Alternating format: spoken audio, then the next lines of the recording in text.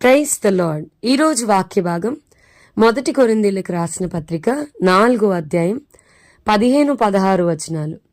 క్రీస్తునందు మీకు ఉపదేశకులు 10,000 మంది ఉన్నను, తండ్రులు అనేకులు లేరు. క్రీస్తు యేసునందు సువార్త ద్వారా నేను మిమ్మును కంటిని గనుక మీరు నన్ను పోలి నడుచుకుని వారే ఉండవలెనని మిమ్మును బతిమాలుకొనుచున్నాను. ఈరోజు ఈ వాక్య భాగం ద్వారా దేవుడు మనతో మాట్లాడుతూ ఉన్నారు. ఈ కొరింథీ సంఘానికి పౌలు గారు పత్రికను రాస్తూ ఉపదేశకులు 10,000 మంది ఉండొచ్చు. చాలామంది వాక్యాలు మనం వింటాం. Whether it may be any social media platforms, అది యూట్యూబా, టీవీ ఛానల్సా, ఎనీథింగ్. చాలామంది సేవకుల యొక్క వాక్యాలు మనం వింటాం. ఉపదేశకులు 10,000 మంది ఉన్నను, తండ్రులు అనేకులు లేరు. క్రీస్తు యేసునందు సువార్త ద్వారా నేను మిమ్మల్ని కంటిని గనుక మీరు నన్ను పోలి నడుచుకొని ఉండవలనని మిమ్మల్ని బ్రతిమాలుకొనుచున్నాను. నేను మిమ్మల్ని కన్నాను, ఆత్మీయంగా మీ రక్షణ కొరకు నేను ప్రసవేదన పడ్డాను.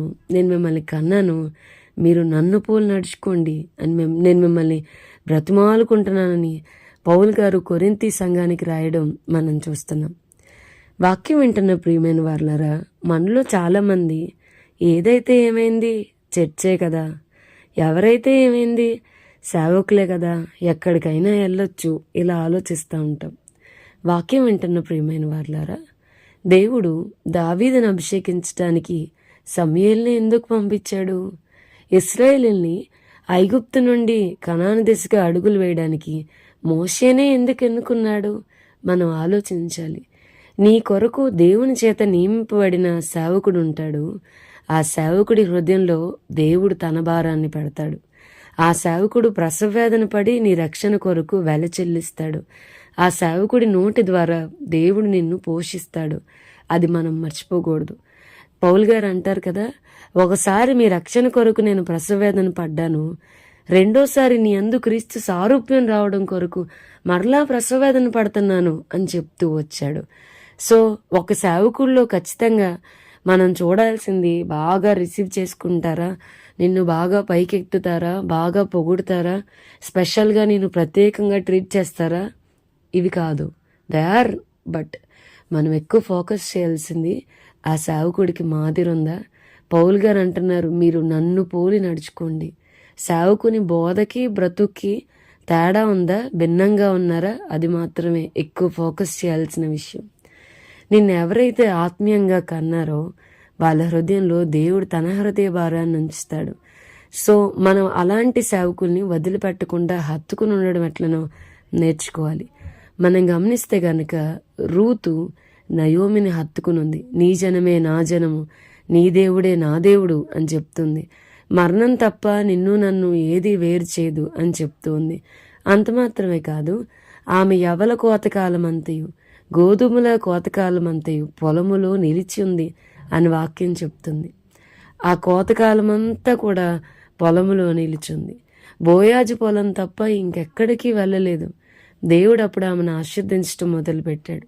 మన జీవితంలో కూడా నీ కొరకు దేవుని చేత నింపబడిన దైవజనుడు ఎవరు?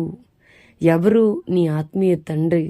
అతన్ని హత్తుకుని మనం ఉన్నప్పుడు దేవుడు మనల్ని ఆశీర్వదించడం మొదలు పెడతాడు. అతని ద్వారా నీకు ఆత్మీయంగా క్షేమాభివృద్ధి కలుగజేస్తాడు.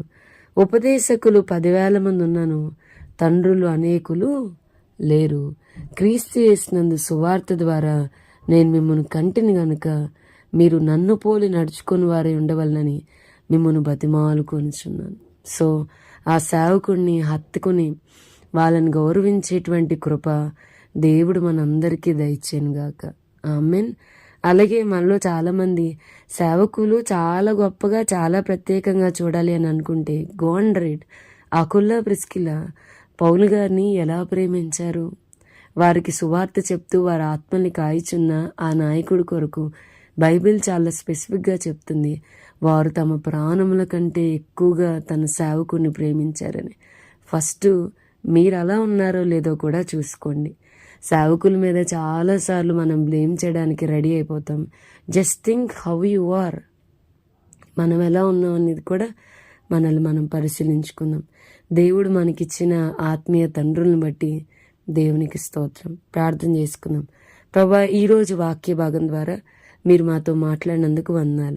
వాక్యం విన్న మా ప్రియులైన వారిని అందరినీ దీవించి ఆశీర్వదించమని యేసు నామమున అడిగి వేడుకొంచున్నాం తండ్రి. ఆమెన్.